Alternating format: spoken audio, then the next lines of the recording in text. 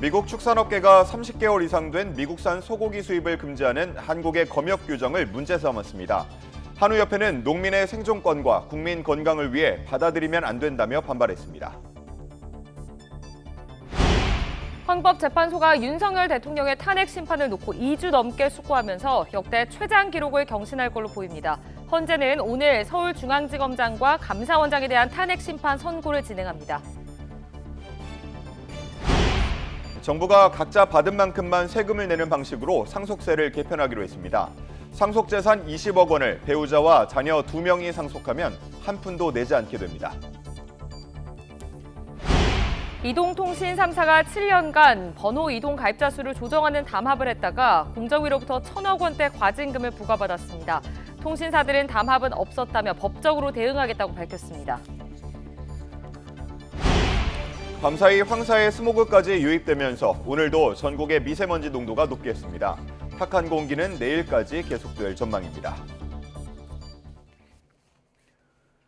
시청자 여러분 안녕하십니까? 3월 13일 목요일 뉴스타트 1부 시작합니다. 미국 축산업계가 30개월 이상 된 미국산 소고기의 수입을 금지하고 있는 한국의 검역 규정을 불공정 무역 관행으로 지목하고 이러한 제한을 풀어달라고 요청했습니다. 트럼프 행정부는 이런 요구를 토대로 상호 관세 협상 과정에서 압박에 나설 것으로 보입니다. 보도에 유투건 기자입니다. 상호 관세를 예고한 트럼프 행정부는 현지 시각 11일까지 미국 업계의 요구사항을 접수했습니다. 상대 국가의 관세뿐만 아니라 정책이나 관행 등 비관세 장벽도 대상에 포함했습니다. 특히 미국을 상대로 큰 흑자를 보고 있는 21개 나라엔 특별히 관심을 기울여달라고 요청했습니다. 여기에 한국도 포함되면서 상호 관세를 피해가긴 쉽지 않아졌습니다. April 2nd, it becomes all reciprocal. What they charge us, we charge them. It's a big deal. 미국 업계가 쏟아낸 요구 가운데엔 지난 2008년 광우병 사태로 금지된 30개월 이상 소고기의 수입도 들어가 있습니다. 소고기협회는 의견서에서 중국과 일본도 30개월 제한을 해제했다며 이 문제가 한국에서 민감한 이슈지만 무시해선 안 된다고 주장했습니다. 한국은 현재 미국산 소고기의 최대 수입국입니다. 철강업계는 한국의 부가가치세와 수출금융, 낮은 전기요금 등을 불공정한 관행으로 꼽았습니다. 이 밖에도 한국의 약값 통제 정책과 신품종콩의 수입 절차, 블루베리 수입 제한 등도 도마 위에 올랐습니다. 트럼프 행정부는 이런 의견을 바탕으로 본격적인 조사에 착수했지만 이미 4월 2일로 시한이 정해져 있어 제대로 된 검증을 기대하긴 어렵습니다. 결국 상호 관세 협상 과정에서 압박용 카드로 활용될 가능성이 큽니다. I am happy to have a discussion with our foreign counterparts that says that here's what we think you are doing. 별도로 한국의 주력 수출 품목인 자동차와 반도체도 줄줄이 관세 전쟁의 대상이 될 예정이어서 대응책 마련이 시급합니다. YTN 유투건입니다. 이러한 미국 축산업계의 요구에 대해 국내 한우 농가들이 반대 입장을 내놨습니다. 전국 한우협회는 성명을 내고 미국 정부가 30개월령 이상 미국산 소고기 수입 허용을 요구하더라도 국회와 정부는 농민 생존권과 국민 건강권을 생각해 결코 받아들여서는 안 된다고 강조했습니다. 트럼프 미국 대통령이 다음 달 2일 상호 관세 시작 전까지는 관세 부과와 관련해 유연성을 발휘할 수 있다고 말해 추가 유예 가능성을 시사했습니다. 트럼프 대통령은 현지 시간 12일 백악관에서 열린 미할 마틴 아일랜드 총리와의 회담 전 기자들과 만나 관세 정책에 일관성이 없다는 지적에 일관성이 없는 게 아니라 유연성이라고 말했습니다. 블룸버그 통신은 트럼프 대통령의 발언이 일부 국가의 관세를 좀 유예할 수도 있다는 입장을 시사한 것이라고 평가했습니다. 어제부터 미국으로 수출되는 한국산 철강과 알루미늄에 25% 관세가 매겨지면서 직접 타격을 받게 됐습니다. 네, 대기업보다 대응 역량이 부족한 중소기업들이 걱정입니다. 최하영 기자가 전해드립니다. 에어컨과 냉장고 등에 들어가는 알루미늄을 생산해 수출하는 중소기업입니다.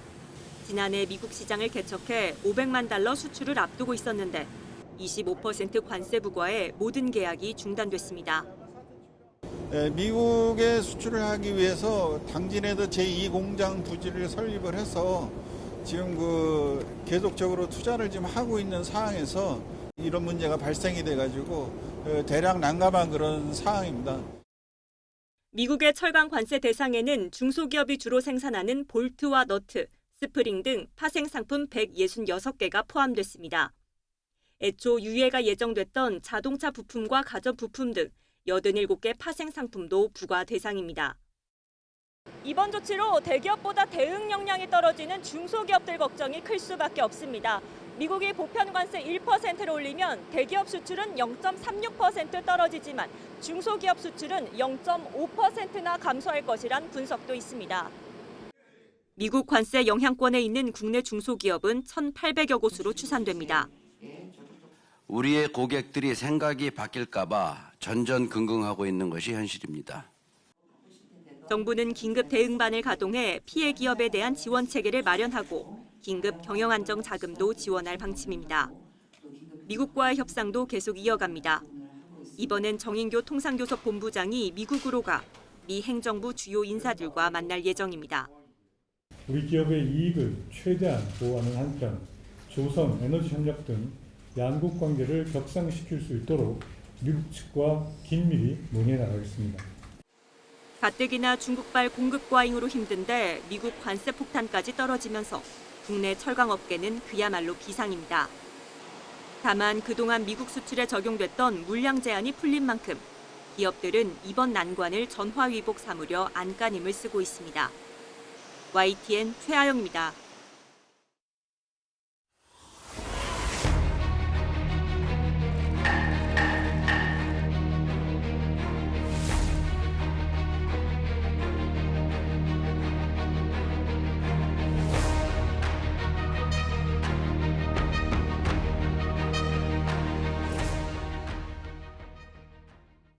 헌법재판소가 최재해 감사원장과 이창수 서울중앙지검장 등 검사 3명의 탄핵 심판을 오늘 선고합니다. 네, 헌재 탄핵안이 접수된 지 거의 100일 만으로 결론이 어떻게 나올지 주목됩니다. 권준수 기자가 전해드립니다.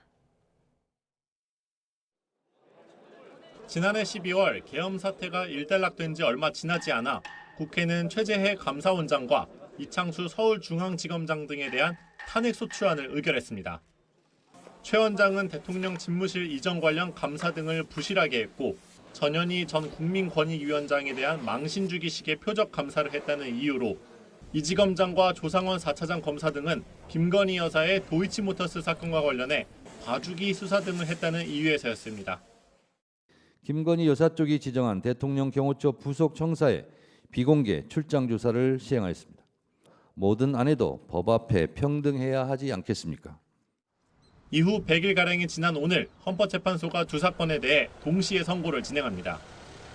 탄핵심판 선고의 효력은 즉시 발생하기 때문에 만약 헌재가 인용하면 파면되고 기각할 경우엔 바로 직무에 복귀합니다. 최 원장은 한 차례 진행된 변론에서 국회의 탄핵소추 사유는 사실과 다르거나 일방적이고 왜곡된 사실을 담고 있다고 반박했고 감사원장 탄핵 추진으로 감사원은 독립성을 심각히 위협받고 있으며 감사 업무를 제대로 수행하기도 어려운 상황입니다. 신속히 탄핵 심판 청구를 기각해 주실 것을 간곡히 부탁드립니다. 이 지검장 등 수사를 맡았던 검사 3명은 최종 변론에서 정당하게 직무를 수행한 거라고 역설했습니다. 헌재가 윤 대통령 사건을 최우선으로 처리할 거라던 예상과 달리 두 사건 선고가 먼저 이뤄지면서 추후 어떤 영향이 있을지 주목됩니다. YTN 권준수입니다.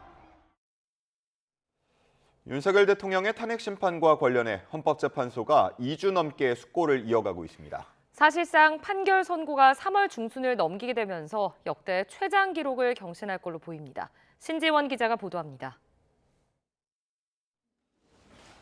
고 노무현 전 대통령 탄핵 심판 당시 헌법재판소는 최종 변론이 끝난 지 14일 만에 판결 선고를 내렸습니다. 박근혜 전 대통령은 변론 종결 이후 11일 만에 파면됐습니다. 모두 최종 변론이 끝난 지 2주 이내 금요일에 판결이 선고됐다는 점에서 한때 윤석열 대통령 탄핵 심판 선고일도 오는 14일이 될 거란 전망이 나오기도 했습니다.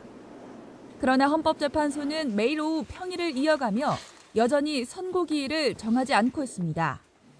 적어도 선고 이틀 전에는 양측에 기일을 통지했던 전례에 비추어 볼 때 윤 대통령의 탄핵 심판 선고 기일은 여태 소식이 없는 만큼 3월 중순을 넘길 전망입니다.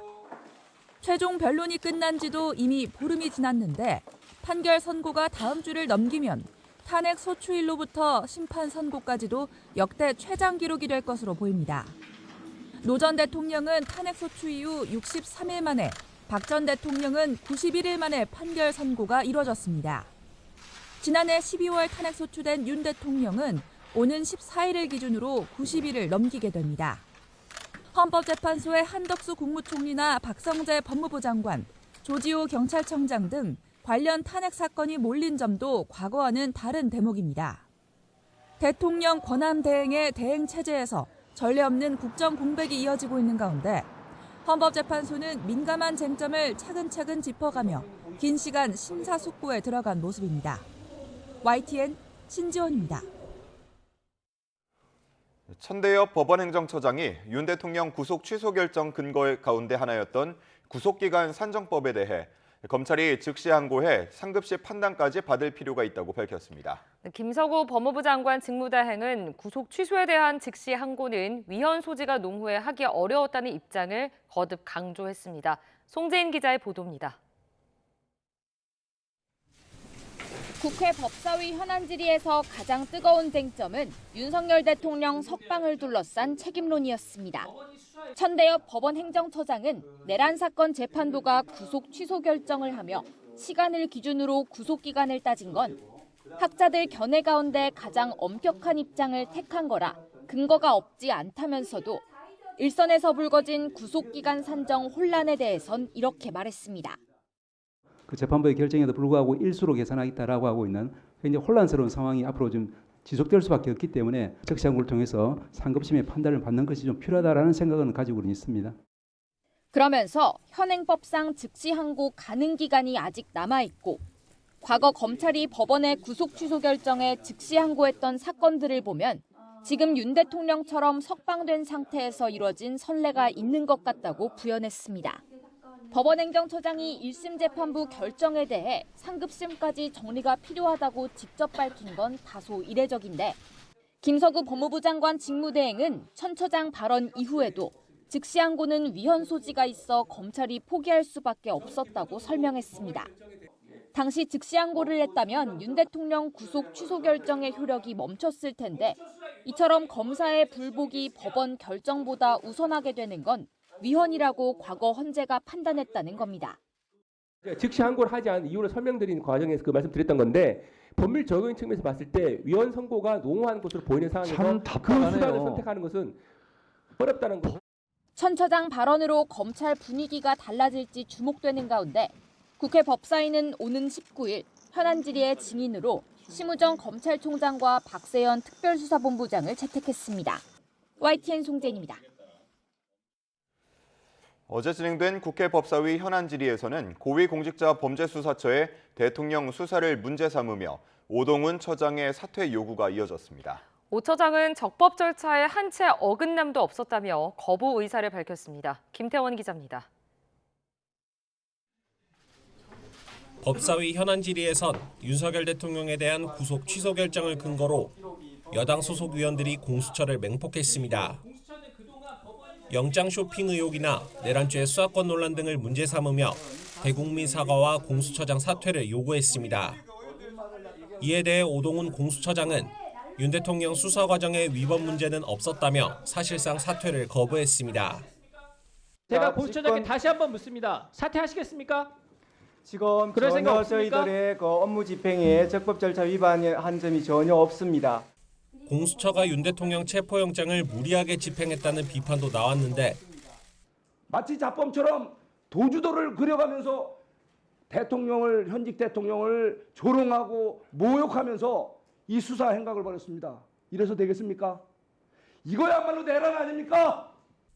오 처장은 공수처 수사를 내란이라고 표현한 건 정부기관을 모독한 것이라며 강하게 반발하기도 했습니다. 우리 공수처가 내란의 주체라 하니 도대체 의원님께서 지금 이 신성한 국회에서 그리고 또 이 우리 공수처라는 어떤 정부 기관에서 일을 하는 것에 대해서 그렇게 모독할 수 있습니까? 이런 가운데 공수처는 최근 공수처법상 수사 대상의 범위 문제나 수사권, 기소권의 불일치 문제 등 내란 수사 과정에서 드러난 기존 공수처법의 규정 공백을 해결하기 위한 연구 용역을 발주하기도 했습니다. YTN 김태원입니다. 정부가 받지도 않은 재산에 과도한 세금을 물린다는 지적을 받아온 상속세를 각자 받은 만큼 내는 방식으로 전면 개편하기로 했습니다. 현재 상속재산 20억 원을 배우자와 자녀 2명이 상속하면 1억 3천만 원의 상속세금을 내던 것이 유산 취득세로 바뀌면 한 푼도 내지 않게 됩니다. 보도에 오인석 기자입니다. 정부는 지난 75년간 사망자의 전체 유산을 기준으로 과세하는 현행 유산세 방식이 물가와 아파트 가격 상승 등 경제 현실을 반영하지 못하고 중산층에도 큰 부담이 되고 있다며 낡은 상속세 체계를 전면 개편하기로 했습니다. 납세자가 승계한 자산에 대해서만 세금을 부담하는 유산 취득세로의 개편 방안을 3월 중 발표하고 법 개정을 위한 공론화 절차를 진행하겠습니다. 유산 취득세는 상속인들이 취득한 각각의 상속 재산별로 세금을 부과해 세 부담의 형평성이 개선된다고 정부는 설명했습니다. 상속재산 15억 원을 자녀 3명에게 물려줄 경우 현행 유산세는 상속세 기준이 15억 원으로 자녀 1명당 8천만 원의 세금이 부과되는 반면 유산취득세는 5억 원이 상속세 기준이 돼 세금을 한 푼도 내지 않게 됩니다. 유산취득세는 기존의 기초공제와 일괄공제를 인적공제로 흡수해 자녀 1인당 기본공제 5억 원이 적용됩니다. 상속재산 20억 원을 배우자와 자녀 2명에게 상속하면 현행 유산세는 상속세가 1억 3천만 원이지만 유산취득세는 자녀 공제가 각 5억 원이 적용돼 세금이 한 푼도 부과되지 않습니다. 인적공제는 자녀 공제에 대해서는 5억 원을 기본적으로 이제 공제를 해드리려고 그러고요. 이렇게 바꿈으로써 이제 다자녀 가구에 좀 더 많은 혜택이 돌아가고 그리고 또 각종 추가 공제가 제대로 작동이 되는 그런 효과가 있을 거라고 생각합니다. 5억 원이 적용되는 배우자 공제는 법정 상속분을 초과해도 10억 원까지 공제를 받도록 바뀝니다. 재작년 8조 5천억 원이 거쳤던 상속세를 유산취득세로 바꾸면 2조 원의 감세 효과가 있을 것으로 정부는 전망했습니다. OECD 국가 중 유산세를 시행하고 있는 국가는 우리나라를 포함해 미국과 영국, 덴마크 등 4개국에 불과합니다. 정부는 5월 중 유산취득세 법률안을 국회에 제출하고 2028년부터 시행할 예정이라고 밝혔습니다. 유산취득세 전환 시 발생할 수 있는 조세 회피를 방지하기 위해 위장 분할과 우회 상속 등에 대한 대응 방안도 마련하기로 했습니다. YTN 오인석입니다. 이돈통신 3사가 타사에서 가입자를 빼앗아 오는 경쟁을 피하기 위해 7년간 번호이동 가입자 수를 조정하는 담합을 했다가 공정거래위원회로부터 1,000억 원대에 이르는 과징금을 부과받게 됐습니다. 이동통신 3사는 방송통신위원회 판매 장려금 규제를 피하기 위한 조정이었다며 법적으로 대응하겠다고 반발했습니다. 이승은 기자입니다. 지난 2014년 방송통신위원회는 SK텔레콤과 KT, LG U+ 등 이동통신 3사가 유통망에 지급하는 판매 장려금이 지나치고 차별적이라며 제재하고 장려금 30만 원을 기준선으로 공고했습니다. 또 한국정보통신진흥협회와 함께 시장 상황반을 통해 판매 장려금을 모니터링하고 자율 시정하도록 했습니다. 공정거래위원회는 통신사들이 이 상황반 회의를 통해 특정사의 가입자가 쏠리면 서로 판매 장려금을 올리거나 낮춰 편중 현상을 막았다고 밝혔습니다. 이듬해부터 기록된 상황반 일지입니다. 서로 판매 장려금을 조정한다든가 가입자 현황을 공유하는 문구들이 보입니다. 공정위는 담합 결과 경쟁이 제한돼 2014년 3천여 건이었던 각사의 하루 평균 번호이동 변동폭이 2016년 이후 200여 건 이내로 크게 줄었다고 밝혔습니다. 번호이동 가입자 유치 경쟁이 제한돼서 다른 이통사로 이동할 경우에 받게 되는 번호이동에 따른 어떤 금전적인 비금전적인 혜택이 줄어드는 그런 효과가 있었던 것으로 저희는 보고 있습니다. 공정위는 이동통신 3사의 시정연명과 함께 과징금 1,140억 원의 제재를 내렸습니다. 이번 조사는 통신시장의 경쟁 촉진을 위한 특단의 조치를 마련하라는 윤석열 대통령의 지시로 시작됐습니다.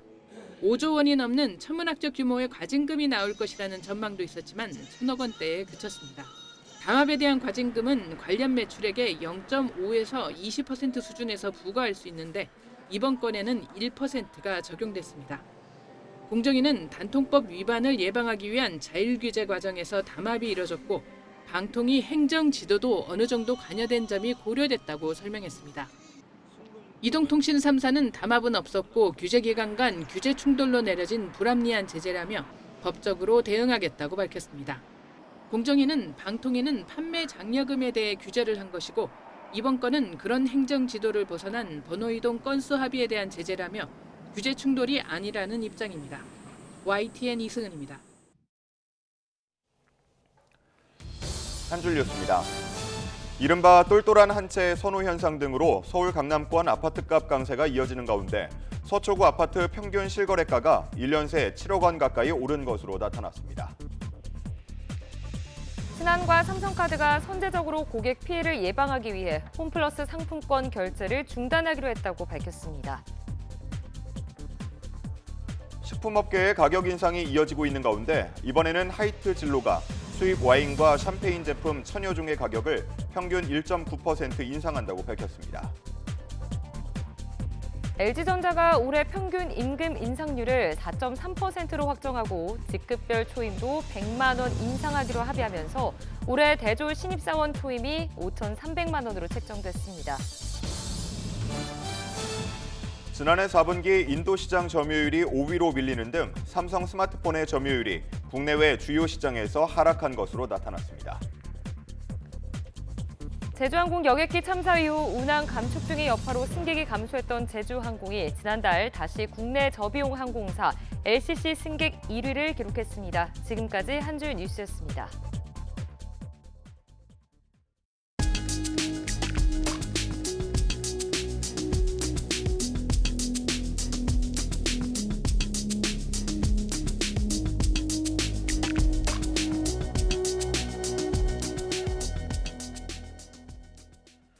어젯밤부터 황사에 스모그까지 유입되면서 오늘 전국의 미세먼지 농도가 높겠습니다.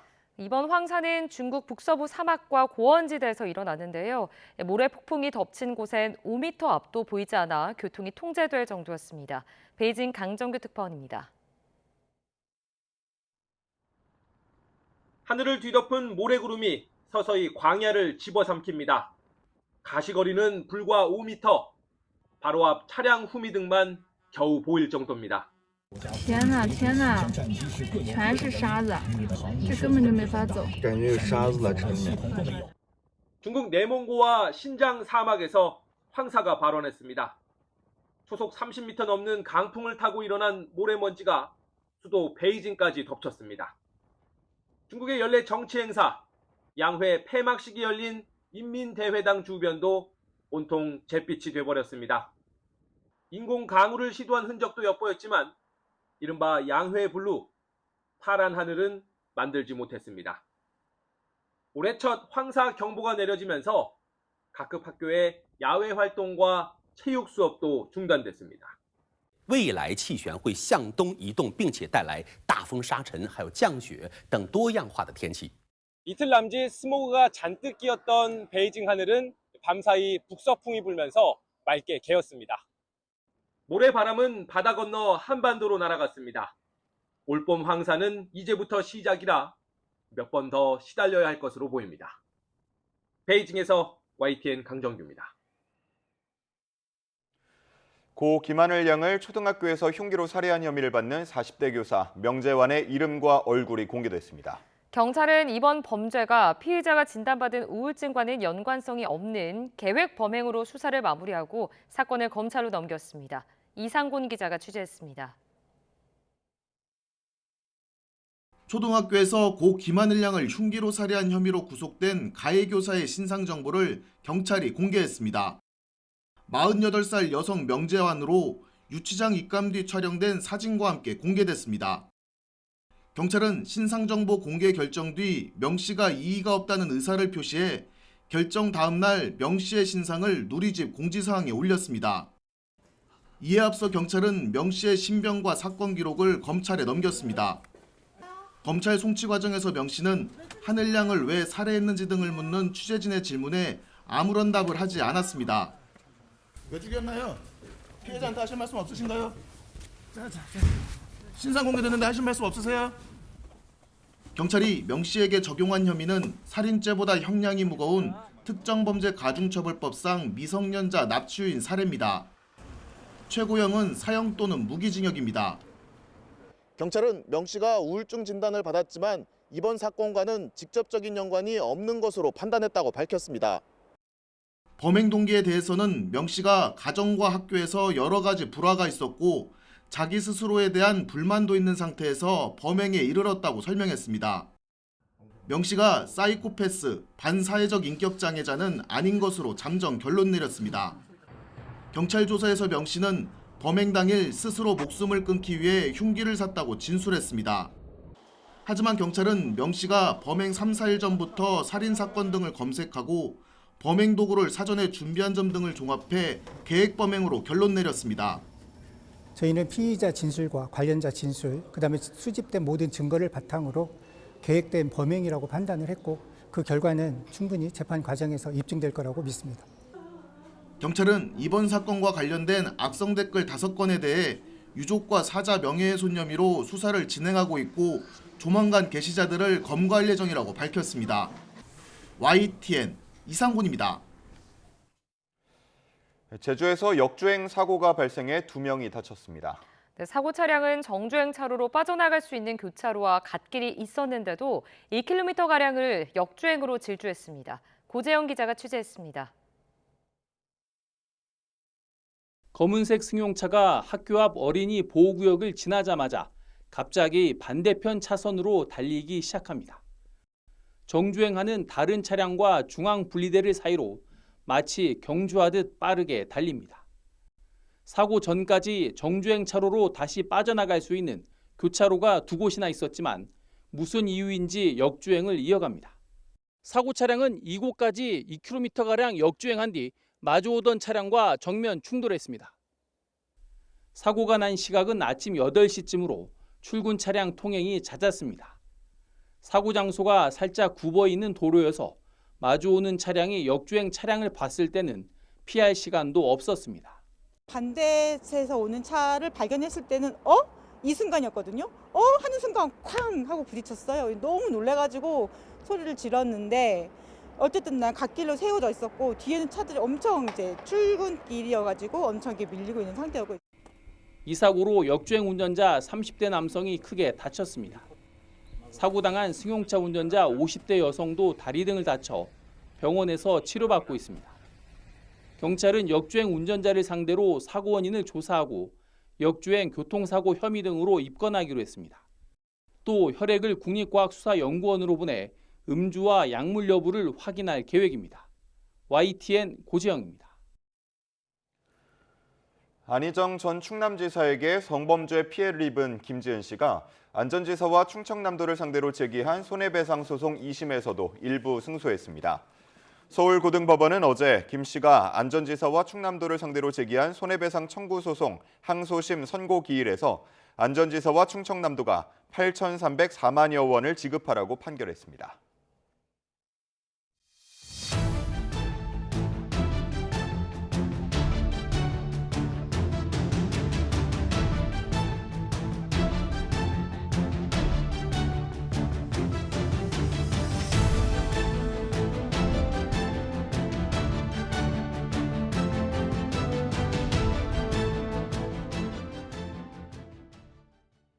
국민의힘 지도부가 당 차원의 장외 투쟁에는 선을 그었지만 소속 의원 절반 이상은 탄핵 심판 각하를 촉구하는 헌법재판소 앞 릴레이 시위에 나섭니다.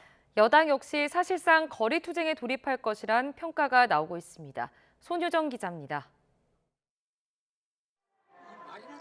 윤상현, 강승규 의원을 시작으로 국민의힘 의원들이 헌법재판소 앞을 24시간 지키는 밤샘 릴레이 농성이 이틀째에 접어들었습니다. 바통을 이어받은 박대출 의원 역시 대통령 탄핵 찬반을 둘러싼 후유증을 최소화하기 위해선 각하나 기각 결론이 나와야 한다고 목소리를 높였습니다. 각하를 통해서 조속히 국정이 안정을 되찾는 것이라고 생각해서 그 점을 호소드리기 위해서 오늘 이 자리에 나왔습니다. 뒤이어 참여 의사를 밝힌 의원들도 60여 명으로 늘어나 하루 집회 참여 인원을 5명 정도로 확대하기로 했습니다. 108명 전체 의원 가운데 절반을 훌쩍 넘는 인원이 거리로 나서겠다는 건데 김기현 전 대표와 추경호, 윤재옥 전 원내대표 등 지도부 출신 중진들도 대거 이름을 올렸습니다. 나경원 의원 등 여당 의원 82명은 대통령 석방으로 불법 수사의 문제점이 드러났다며 탄핵 심판 각하를 촉구하는 2차 탄원서를 헌법재판소에 제출했습니다.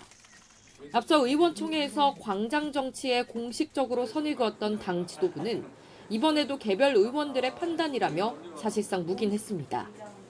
릴레이 집회 역시 하루 참여 인원을 기준으로 보면 크지 않은 규모라며 확대 해석을 경계했습니다. 장애 투쟁이라기보다 1인 시위인데 스스로 자발적으로 그런 시위를 조직하는 부분에 대해서는 방해하지 않고 저지하지 않고 그거 알아서 잘 하시도록 그렇게 하고 있습니다. 지도부는 직접 거리로 나서지 않는 대신 대통령 탄핵 심판보다 한덕수 국무총리 사건을 먼저 결론 내려야 한다며 헌재를 거듭 압박했습니다.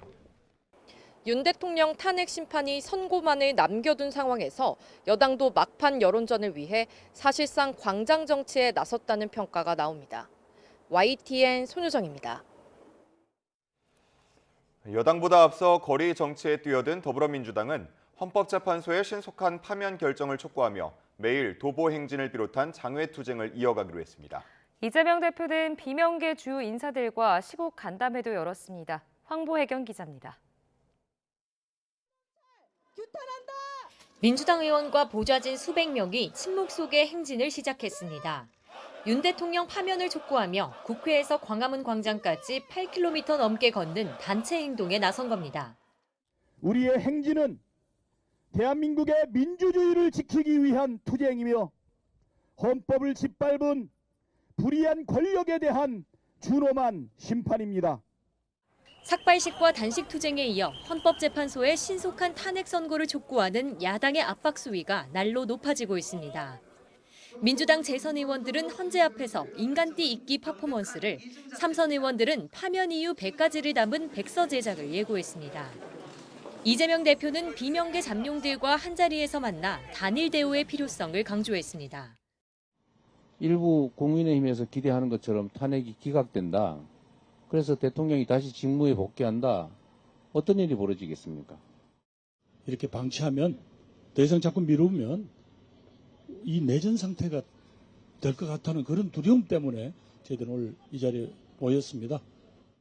윤 대통령 석방으로 당내 위기감이 커지면서 앞서 이 대표의 검찰 내통 발언으로 빚어졌던 내분 양상이 당분간 수면 아래로 가라앉을 거란 전망입니다. 민주당은 탄핵 심판이 선고될 때까지 매일 광화문 도보 행진을 벌이겠다는 방침입니다. 여야 거리의 정치가 본격 세대결 양상으로 흐르고 있습니다. YTN 황보혜경입니다. 윤석열 대통령 탄핵 심판 선고가 임박한 가운데 테러와 범죄 위험을 차단하기 위해 오늘부터 헌법재판소 상공 일대에서의 비행이 금지됐습니다.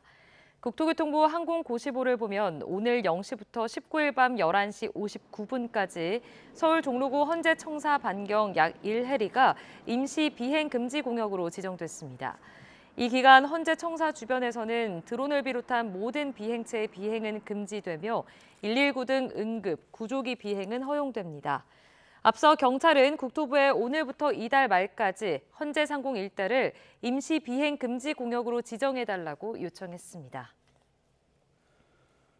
지난해 12월 3일 윤석열 대통령이 비상계엄을 선포하고 100일이 지나는 동안 탄핵 찬반 양측의 대립이 계속되고 있습니다.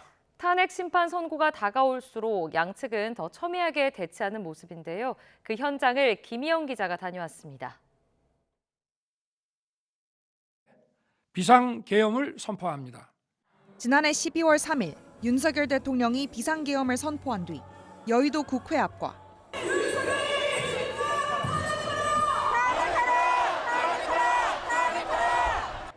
한남동 관저 앞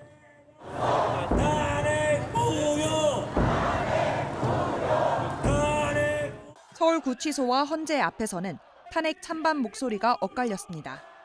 이제 탄핵 심판 선고가 임박한 가운데 윤 대통령 지지자들은 헌재 앞에서 철야 농성을 시작했습니다. 또 헌재를 향해 탄핵을 각하하라며 목소리를 높였습니다. 사기 탄핵! 사기 탄핵! 각하하라! 각하하라! 탄핵에 찬성하는 시민들은 광화문에 모여 시국 선언에 나섰습니다. 이들은 헌정 질서 회복을 위해 대통령을 서둘러 파면해야 한다고 외쳤습니다. 내란 수계를 규탄한다! 규탄한다! 규탄한다! 규탄한다! 최근 들어 대학가 곳곳에서도 탄핵 찬반 집회가 잇따른 가운데 이번에는 국민대에서 양측 학생들이 도로 하나를 사이에 두고 대립했습니다. 이곳에서도 유튜버 등 외부인들이 가세하며 마찰을 빚는 모습이 반복됐습니다. 이미 내란 수괴로서 대통령의 자격을 상실한 윤석열의 나라에서 단 하나의 미래와 단 하나의 희망도 없는 지금의 대한민국에서 우리는 더 이상 살아갈 수 없다. 그렇게 우리는 지금 오늘 움직이고자 한다. 대통령은 내란 수괴로 기소될 수 없는 것입니다. 그렇지 않습니까? 맞습니다. 헌법재판소의 판결은 반드시 계엄의 정당성과 본질을 직시하고 계엄 선포 후 100일, 첨예하게 대립해온 찬반 양측 갈등이 탄핵 심판 선고를 앞두고 더 격렬해지고 있습니다. YTN 김희영입니다. 미국과 러시아가 양국 정상의 최고위 안보 참모간 전화 통화를 갖고 우크라이나 전쟁 30일 휴전 방안을 논의했습니다. 트럼프 대통령은 경제 제재 가능성을 거론하며 모든 게 러시아에 달렸다고 강조했습니다. 런던 조수현 특파원이 보도합니다. 미국과 우크라이나가 30일 휴전안에 합의한 지 하루 만에 미러 최고위 안보참모 간 소통이 이루어졌습니다. 백악관은 마이크 왈츠 국가안보보좌관이 전쟁 종식과 평화 합의를 위해 러시아 측 카운터파트와 통화했다고 밝혔습니다.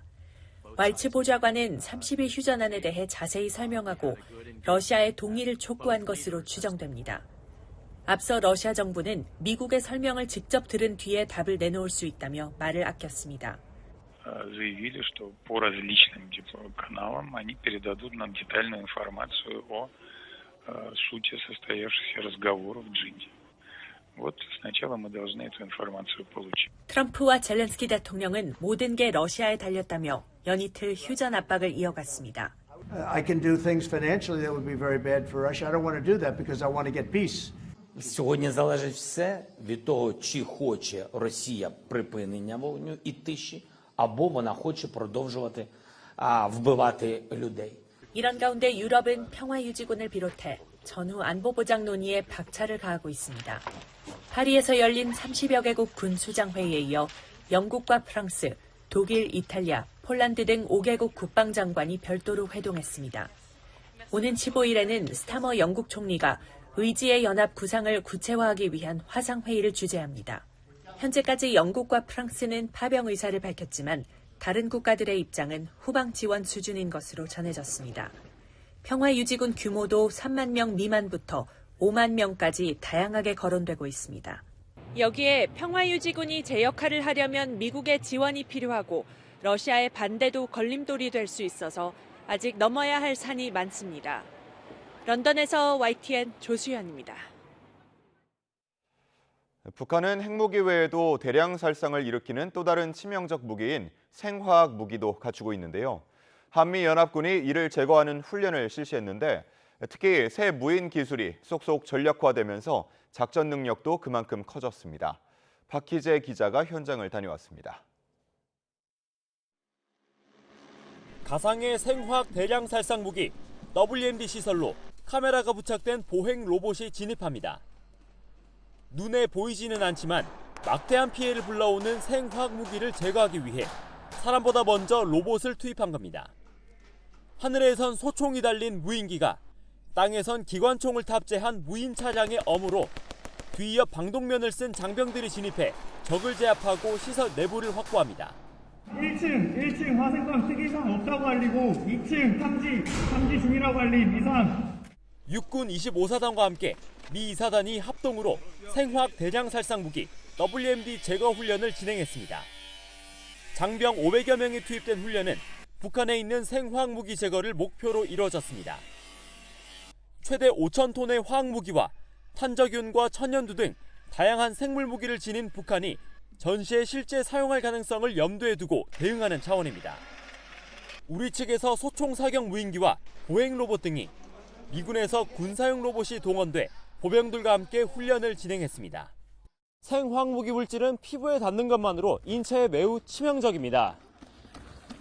이 때문에 다족 보행 로봇을 비롯한 무인 전력은 대량 살상무기 제거 작전에 필수로 활용되고 있습니다. 어두운 방호 시설은 물론 닫힌 건물과 내부의 좁은 통로까지 군은 새 기술이 접목된 무인 체계와 함께 작전 수행력을 키우고 있습니다. 이 과정을 한미 양군이 함께 훈련하며 새로운 형태의 작전도 할 수 있도록 호흡을 맞춰가고 있습니다. 이번 훈련으로 부대는 ISTF와 CWMDTF 간의 연결 및 통합 작전을 실전적으로 구현했습니다. We're very thankful for the opportunity to come train with the ROK soldiers here in the peninsula. It's an extraordinary opportunity for us, I think for both of our nations to train together. 이번 훈련 기간에 한미 해병대는 또 연합소대를 편성해 연합보병 훈련을 진행했습니다. 산악에서 교전 훈련을 통해 실전 감각을 키우고 매일 3km 산악 급속 행군으로 한반도의 지형 지물을 극복하는 훈련도 이루어졌습니다. YTN 박희재입니다. 3월 13일 목요일 미리 보는 오늘입니다. 홈플러스의 기업 회생 절차로 납품업체들의 대금 확보 우려가 커졌죠. 정부가 대금 지급 상황을 점검하는데요. 산업통상자원부는 오늘 오후 홈플러스와 전자, 식품, 생필품 등 납품기업 관계자들과 비공개 간담회를 열 예정입니다. 정치 브로커 명태균 씨와 오세훈 서울시장이 연루된 여론조사 대납 의혹을 수사하는 검찰이 오늘 김병민 서울시 정무부시장을 불러 조사합니다. 김 부시장은 최근 라디오 인터뷰에서 강철원 전 정무부시장과 명 씨가 2021년 2월 크게 다툰 뒤 관계를 단절했다는 취지로 말했는데요. 관련 사실을 확인하기 위한 차원으로 보입니다. 처음 본 여성을 흉기로 살해한 혐의로 구속된 30대 이모 씨의 신상 정보가 공개됩니다. 충남경찰청은 오늘 오전 이 씨의 사진과 이름, 나이 등 신상 정보를 누리집을 통해서 공개할 예정입니다. 네, 이제 따뜻한 봄이 한 발짝 다가왔죠. 봄날 궁궐의 아름다움을 느낄 수 있는 경복궁 별빛 야행 행사가 다음 달 2일부터, 창덕궁 달빛 기행은 다음 달 10일부터 시작됩니다. 경복궁 별빛 야행 참가 희망자는 오늘 오후 2시부터, 창덕궁 달빛 기행 참가 희망자는 17일 오후 2시부터 티켓 링크를 통해서 접수를 받습니다. 참여하고 싶은 분들은 참고하시면 좋겠습니다. 지금까지 미리 보는 오늘이었습니다. 전라북도 전주가 서울을 제치고 2036 하계올림픽 대한민국 대표 후보 도시로 선정됐는데요. 세계 무대에서도 반드시 승리하겠다며 올림픽 유치를 위한 본격적인 청사진을 그렸습니다. 윤지아 기자의 보도입니다. 전북 도청에 수백 명의 사람들이 모였습니다. 전북 전주가 2036 하계올림픽 국내 후보 도시로 선정된 것을 축하하기 위해서입니다. 너무 기분이 좋았죠. 올림픽 유치가 이제 전북에서 하는 만큼 또 많이 경제적으로도 많이 좋아질 것 같다고 생각도 들었고. 아주 잘 된 거죠. 잘 된 거고 저희가 이제 시민의 한 사람으로서 적극적으로 같이 동참하고 힘을 합해서 잘 되기를 기원하는 마음으로. 지금부터는 전 세계와 치열한 경쟁의 시간. 김관영 전북도지사는 초반 방향 설정이 무엇보다 중요하다고 강조했습니다. 그렇기에 국제올림픽위원회 윤리위원장인 반기문 전 유엔 사무총장을 비롯해 올림픽 관련 주요 인사들을 만나며 유치 전략에 대해 깊이 있게 논의하고 있다고 말했습니다. 앞으로 국제올림픽위원회에서 심사를 받아야 되기 때문에 거기에 가장 영향력 있는 분들을 만나고 유치 작전에 대해서. 전라북도는 앞으로 사전 타당성 조사를 거쳐 문체부 승인을 받으면 곧바로 IOC 미래유치위원회에 올림픽 유치 신청서를 공식 제출할 예정입니다. 13개 나라를 7개로 줄이고 또 3개로 줄이고 미래유치위원회와 대화를 통해서 그분들이 심사하고 마지막에 3개 정도 나라를 대상으로 실사를 하게 됩니다. 국제올림픽위원회 IOC는 이달 말에 신임 위원장 선출을 앞둔 상황. 새로운 위원장이 선출되면 올림픽 유치 도시 결정 방식과 결정 시기가 바뀔 수도 있는 불확실한 상태입니다. 전북특별자치도는 현재 올림픽과 관련한 추가 경정 예산 작업에 들어갔다며 오는 5월 도의회 통과를 목표로 하고 있다고 전했습니다. 2036 전주 올림픽 유치를 위한 세계와의 경쟁은 이미 시작됐습니다. YTN 윤지아입니다. 오늘은 전국이 황사 영향권에 들겠습니다. 아직은 서울 등 서쪽을 중심으로만 스모그의 영향을 받고 있지만 차츰 어제와 그제 발원한 황사가 바람을 타고 유입이 되겠습니다. 오늘 전국 대부분 지역에서 미세먼지 농도가 매우 나쁨 수준까지 치솟겠는데요. 외출하실 때는 마스크와 긴 소매 옷을 착용하는 게 좋겠고요. 노약자와 어린이는 외출을 자제하시는 게 좋겠습니다. 현재 초미세먼지 상황을 보면 밤사이 유입된 스모그가 서울 등 서쪽을 중심으로 영향을 주고 있습니다. 현재 농도가 나쁨 수준으로 올라 있는데요. 오늘 초미세먼지는 오전까지만 나쁨 수준을 유지하겠지만 모래먼지로 인해서 최악의 대기질이 예상됩니다. 전국적으로 미세먼지 농도는 매우 나쁨 수준을 보이겠고 인천과 충청권에는 황사위기경보 관심 단계도 발령 중입니다. 황사는 오늘 절정을 보인 뒤 내일까지 영향을 주다가 점차 옅어지겠습니다. 오늘 전국이 대체로 맑겠고 아침까지 제주도에는 빗방울이 떨어지겠습니다. 현재 기온은 서울이 4도, 대전이 5.2도 등으로 크게 쌀쌀하진 않습니다. 낮 기온은 서울이 15도, 광주와 대구는 17도까지 올라서 포근함이 감돌겠습니다. 주말까지 날은 대체로 맑고 포근하겠지만 일요일과 화요일에 전국에 비나 눈이 오면서 꽃샘추위가 찾아올 전망입니다. 오늘 아침 수도권과 충청, 전북 등 서쪽 지역에서 안개가 끼겠습니다. 특히 경기 서해안과 충남 서해안 지역은 가시거리가 200m 아래로 떨어지는 곳도 있으니까요. 출근길 교통 안전에 주의하셔야겠습니다. 지금까지 YTN 이혜민입니다. 이상으로 뉴스타트 1부 마칩니다. 잠시 후 2부가 이어집니다. 함께해 주신 여러분 고맙습니다.